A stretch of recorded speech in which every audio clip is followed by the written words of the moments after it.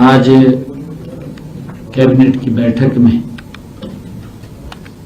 7 एजेंडे रखे गए, जिसमें से 6 एजेंडों को मंजूरी दी गई है। आज की बैठक में जो पहला एजेंडा था, हमारी जो अग्निवीर पॉलिसी है नीति 2024 में आज संशोधन को मंजूरी दी गई है। अग्निवीरों के लिए फॉरेस्ट गार्ड, वार्डर और माइनिंग गार्ड जैसे पदों में हॉरिजॉन्टल आरक्षण 10% से बढ़ा करके 20% किया गया। पहले 10% था, अब उसको 20% किया गया है। यह बढ़ा हुआ आरक्षण चालू और भविष्य की भर्ती प्रक्रियाओं में लागू होगा। यह निर्णय इस निर्णय का उद्देश्य सुरक्षा से जुड़े पदों में अग्निवीरों के सैन्य प्रशिक्षण, अनुशासन और फील्ड अनुभव का बेहतर उपयोग, उसका लाभ मिलेगा, ये इसका उद्देश्य है। दूसरा एजेंडा हमने जो रिटायरमेंट हाउसिंग पॉलिसी, जो वृद्धजनों को सहायता प्रदान करने के लिए रिटायरमेंट हाउसिंग पॉलिसी में संशोधन किया है। जैसा कि आप जानते हैं कि वृद्धजनों की आवास और जीवन शैली संबंधी आवश्यकताओं को ध्यान में रखते हुए उनकी जरूरतों को बेहतर ढंग से पूरा करने के लिए मंत्रिमंडल ने आज कैबिनेट में निर्णय लिया है। संशोधित प्रावधानों के अनुसार टीडीआर नीति 2021 के प्रावधानों के अनुरूप मंत्रिमंडल ने रिटायरमेंट हाउसिंग और कॉलोनियों के लिए फ्लोर एरिया जो रेशियो FAR में वृद्धि को मंजूरी दी है। वर्तमान में FAR सीमा 2.25 थी, जिसे अब बढ़ा करके 3.0 कर दिया गया है। इसी प्रकार मंत्रिमंडल में PDS सिस्टम देश के यशस्वी प्रधानमंत्री आदरणीय नरेंद्र मोदी जी के नेतृत्व में हमारी डबल इंजन की सरकार महिला सशक्तिकरण और उनके आर्थिक सुदृढ़ीकरण के लिए निरंतर प्रतिबद्ध है।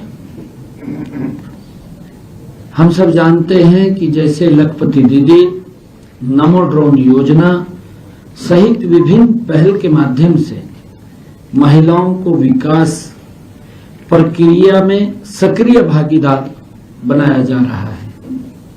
इसी दिशा में एक महत्वपूर्ण कदम उठाते हुए सरकार ने, मंत्रिमंडल ने राशन डिपों के आवंटन में महिलाओं को 33% आरक्षण देने का निर्णय किया है।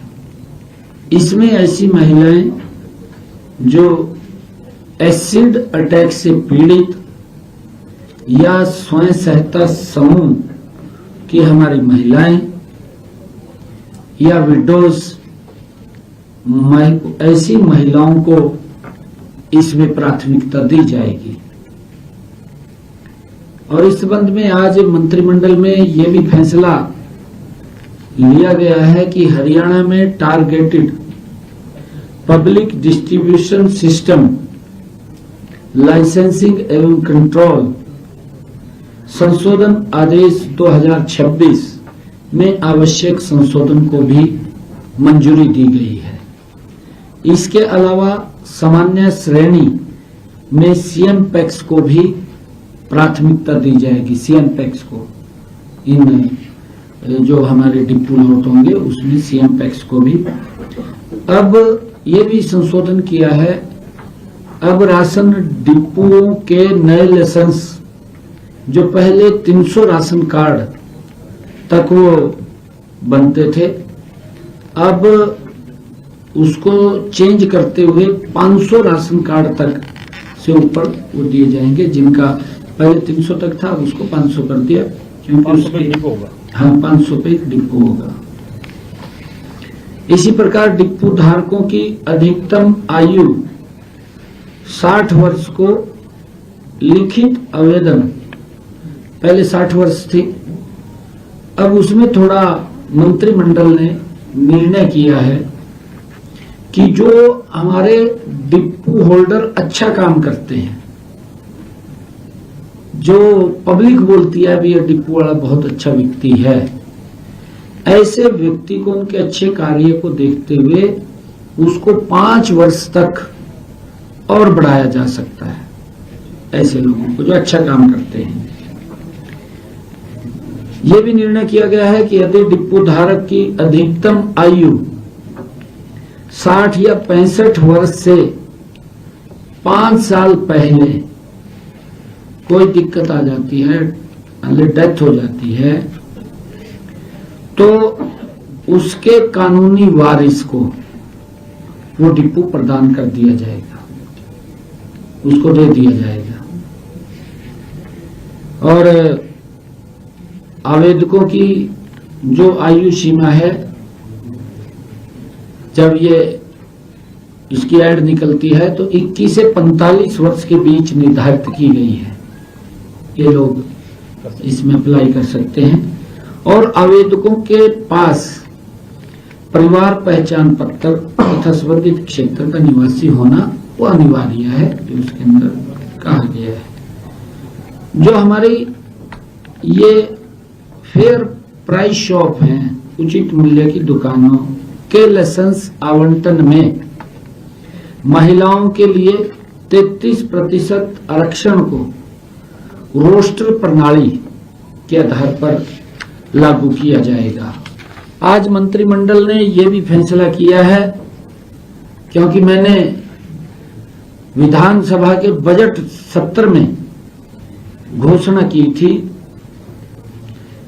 कि एक्सपर्ट कमेटी ने जो हमारे कुशल श्रमिकों की न्यूनतम मजदूरी को मौजूदा 11,257 प्रति माह से बढ़ाकर 15,200 प्रति माह करने की सिफारिश की है, इस पर शीघ्र ही निर्णय लेकर 2026-27 में न्यूनतम मजदूरी में बढ़ोतरी की जाएगी। आज इस घोषणा को पूरा करने के लिए मंत्रिमंडल ने विचार विमर्श कर न्यूनतम मजदूरी को बढ़ाने का निर्णय किया गया है। अब प्रदेश में न्यूनतम मजदूरी 15,220 रुपए होगी। आज ये निर्णय किया गया है।